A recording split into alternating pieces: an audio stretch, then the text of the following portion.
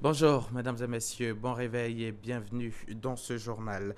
Le président du Niger, Mahamadou Issouf, en partance pour la Guinée équatoriale pour prendre part à l'investiture du président équato-guinéen, a effectué hier jeudi un bref séjour en Côte d'Ivoire. À cette occasion, le chef de l'État nigérien et son homologue, le président Alassane Ouattara, ont eu un entretien en tête-à-tête au salon d'honneur du pavillon présidentiel à l'aéroport international Félix Houphouët-Boigny d'Abidjan. Outre les relations bilatérales, des sujets d'intérêt commun, notamment la question de la sécurité dans la sous-région et en Afrique, ont été abordés.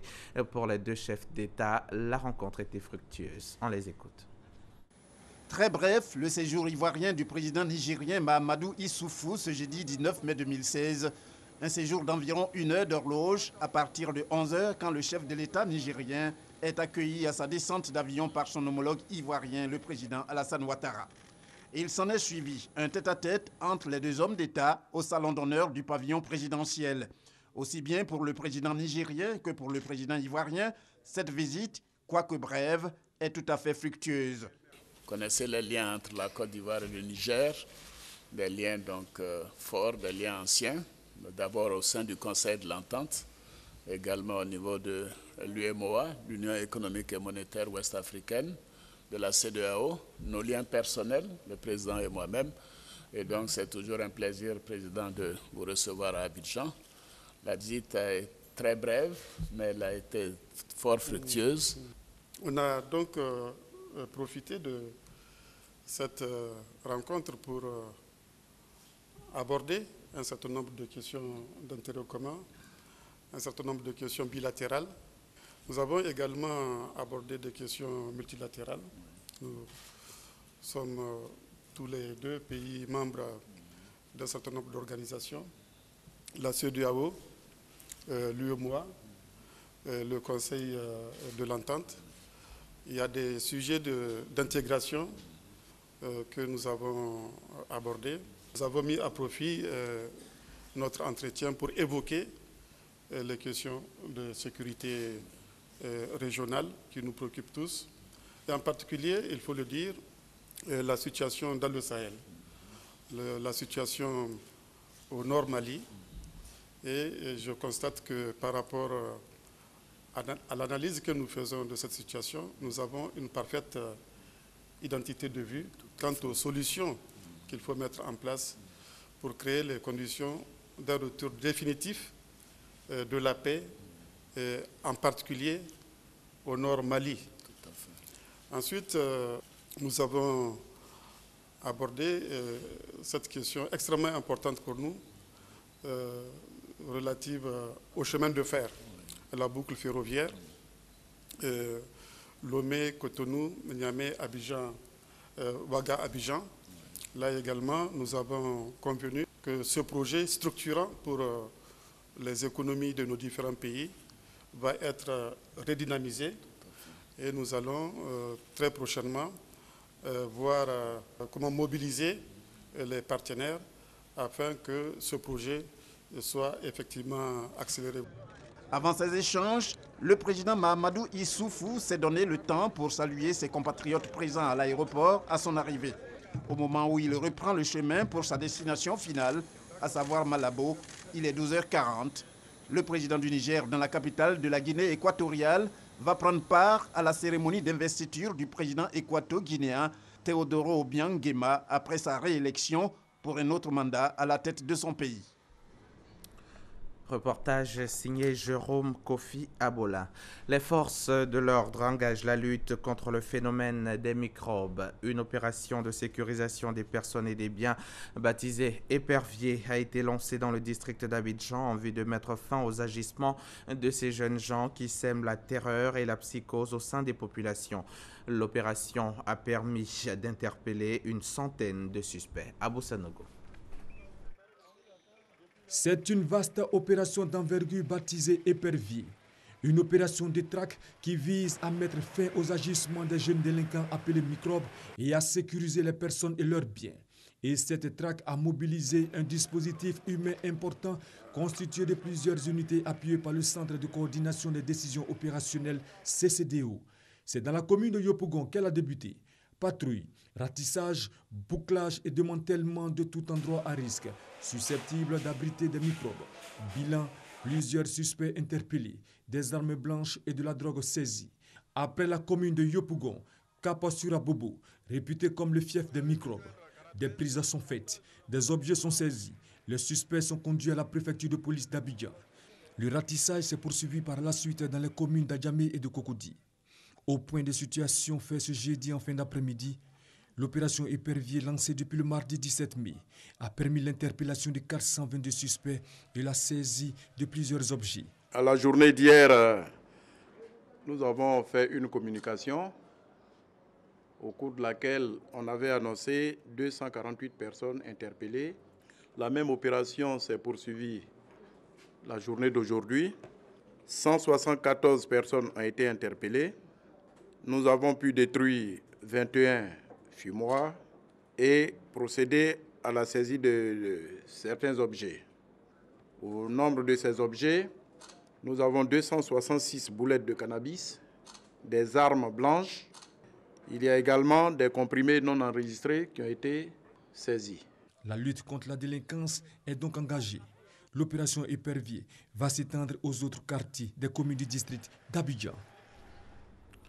Depuis hier se tient en Côte d'Ivoire un atelier régional sur la mise en œuvre du traité sur le commerce des armes et cela jusqu'au 20 mai, aujourd'hui donc vendredi.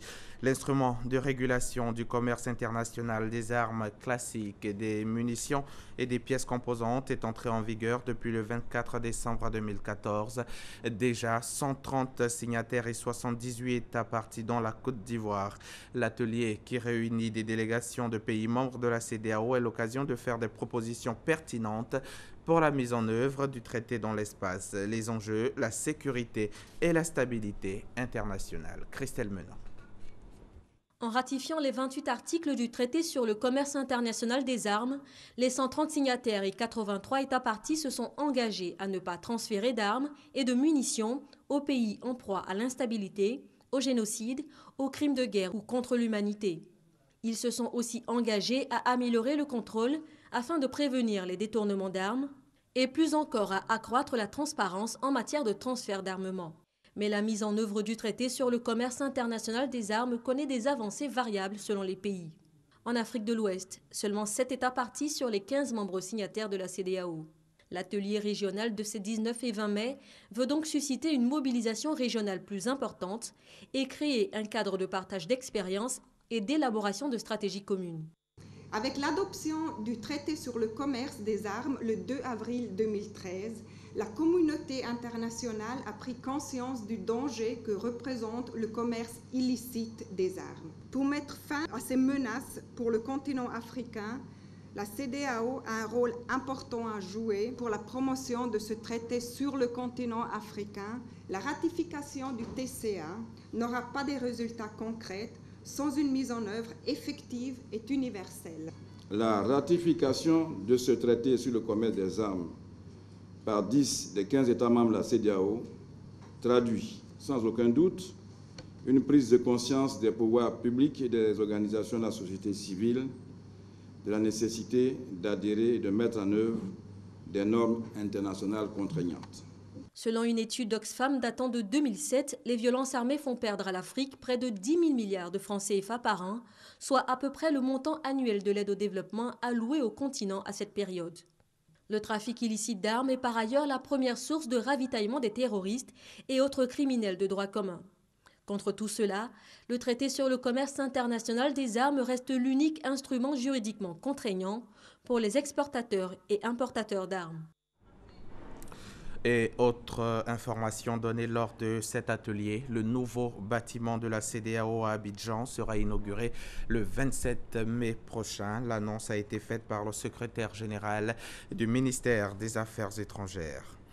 Abidjan accueille depuis hier jeudi 19 mai un colloque international sur la gestion des conflits liés à la terre en Afrique. Ces assises autour du thème « Dieu, la terre, la guerre » réunissent plusieurs experts et responsables de facultés de théologie venus de la Centrafrique, de la RDC et de la Côte d'Ivoire. Il s'agit pour les participants de réfléchir sur la contribution de l'Église dans la consolidation de la paix dans le monde. Comment préserver la terre, héritage commun légué par Dieu aux hommes. Ce colloque qui prend fin demain samedi appelle à la culture de la paix dans le monde. On en parle avec Serge Coléa. Dieu, la terre et la guerre. C'est la thématique centrale de ce colloque international sur la gestion des conflits liés à l'occupation de la terre. Cette trilogie permet de mieux comprendre comment nous, théologiens, chercheurs, sociologues, on peut contribuer à résoudre les problèmes, à mener l'éducation dans le sens de pouvoir apporter un développement harmonieux. Initié par les facultés de théologie évangélique de Côte d'Ivoire, de Centrafrique et de la RDC, ces assises s'articulent autour de 4 grands axes.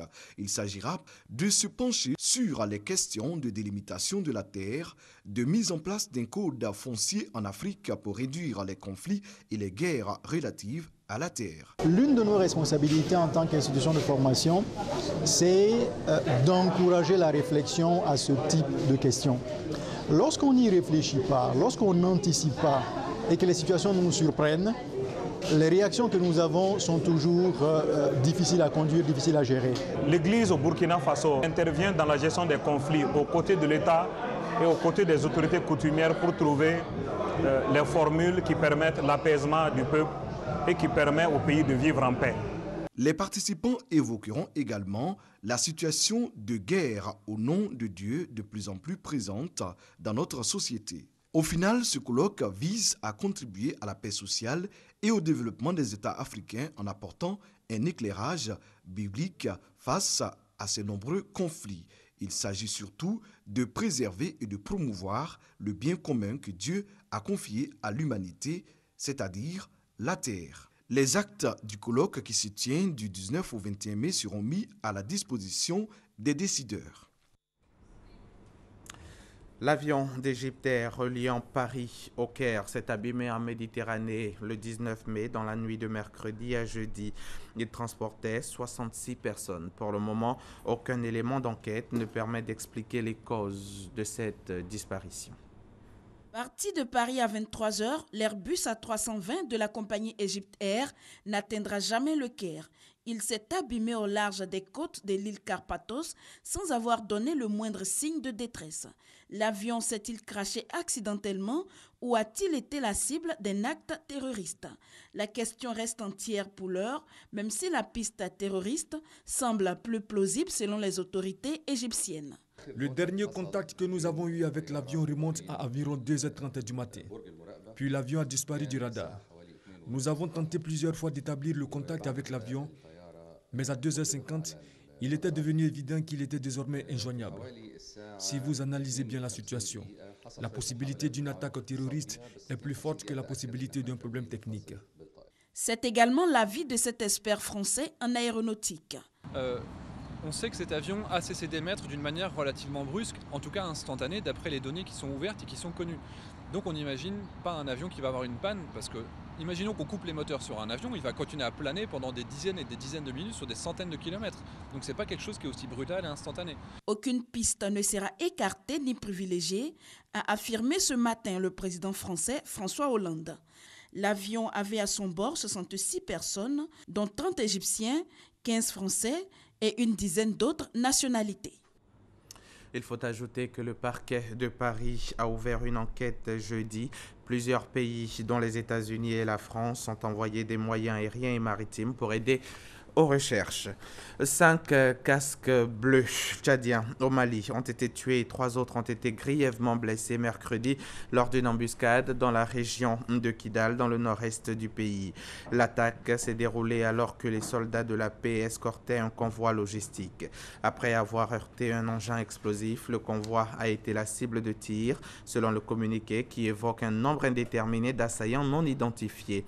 Suite à l'attaque, 3 suspects ont été capturés et seront remis aux autorités compétentes, souligne la MINUSMA, dont le chef par intérim, Quen Davidse, condamne dans les termes les plus forts cette attaque abjecte visant une fois de plus les casques bleus au Mali. L'armée nigériane a annoncé hier jeudi avoir retrouvé une deuxième rescapée parmi les 219 lycéennes de Chibok kidnappées par Boko Haram en avril 2014, quelques heures après la rencontre entre le président Buhari et Amina Ali, la première lycéenne de Chibok retrouvée mardi dernier. Mariam Sissé, Sylvie Touré. La mère et la fille dans les bras l'une de l'autre. Amina Ali, l'une des lycéennes enlevées par Boko Haram, est désormais de retour à la maison. Pour la première fois depuis 2 ans, une lueur d'espoir vient de naître à Chibok. C'était hier, vers le soir, que notre groupe d'autodéfense de Chibok est sorti pour une patrouille habituelle. Et par chance, ils ont retrouvé cette fille. Ils ont découvert que c'était une des filles de Chibok. Et lorsqu'ils l'ont interrogée, elle leur a dit son nom, son village et les noms de ses parents. Ils l'ont donc emmenée dans son village et les gens l'ont reconnue. Elle a même parlé à sa mère et elle a été emmenée à Chibok aujourd'hui. La jeune fille a été retrouvée dans la forêt de Sambisa, une zone considérée comme le bastion du groupe islamiste Boko Haram. Avec elle, Safia, sa fillette de 4 mois, ainsi que Mohamed Ayatou, un présumé terroriste qui prétend être son époux. Le retour de la jeune fille pourrait aider à l'avancement des enquêtes, car selon le mouvement Bring Back Our Girls, elle aurait donné de précieuses informations sur les lycéennes encore détenues dans la forêt de Sambisa. Ces révélations précisent également la mort de 6 d'entre elles. Ce jeudi, Amina et sa famille se sont rendues à Abuja. Elles ont été reçues par le président Muhammadu Buhari. Mohamed Ayatou, l'époux présumé d'Amina, quant à lui, est soumis depuis son arrivée à un interrogatoire plus approfondi au Centre conjoint des renseignements. Le 14 avril 2014, Boko Haram avait enlevé 276 jeunes filles d'une école secondaire. 57 d'entre elles avaient réussi à s'échapper. Et je vous le disais, une deuxième rescapée donc parmi les 219 lycéennes de Chibok a été retrouvée hier, quelques heures seulement après la rencontre entre le président nigérian et la première lycéenne, Amina Ali. Direction RDC, où Moïse Katumbi est inculpé et visé par un mandat d'arrêt. Il est accusé par les autorités de RD Congo d'avoir recruté des mercenaires. L'homme, ancien gouverneur du Katanga et principal rival du chef de l'État, Joseph Kabila, s'est déclaré candidat à la présidentielle prévue fin 2016. En bref, et sans image, au Sénégal, le président Macky Sall a annoncé l'ouverture le 28 mai prochain d'un dialogue national entre acteurs de l'opposition, société civile, secteur du privé et chefs religieux. Dialogue déjà proposé il y a une dizaine de jours par le chef de l'État qui envisageait alors une rencontre strictement entre formations politiques. La médiation va-t-elle arriver à organiser cette fois une session du dialogue inter-burundais pour tenter de sortir le Burundi de la crise? C'est la question qui est posée depuis que tous les partis membres du Sénarède, qui regroupe la quasi-totalité de l'opposition en exil et celle restée au pays, a annoncé qu'elle allait boycotter la nouvelle session prévue du 21 au 24 mai à Arusha en Tanzanie parce qu'elle n'a pas été invitée en tant que telle. Et puis, pour terminer, la justice française demande à la Belgique de lui remettre 4 des suspects de terrorisme qu'elle détient dans le cadre de l'enquête sur les attentats de Paris, alors que Salah Abdeslam, déjà transféré en France fin avril, doit, lui, être entendu ce vendredi. Il s'agit de la même procédure que celle utilisée pour la remise de Salah Abdeslam. La justice française a émis un mandat d'arrêt européen beaucoup plus rapide qu'une extradition. Si les suspects donnent leur accord, leur transfert doit avoir lieu dans les 10 jours. Voilà, fin de ce journal. La suite avec Thierry Angeval.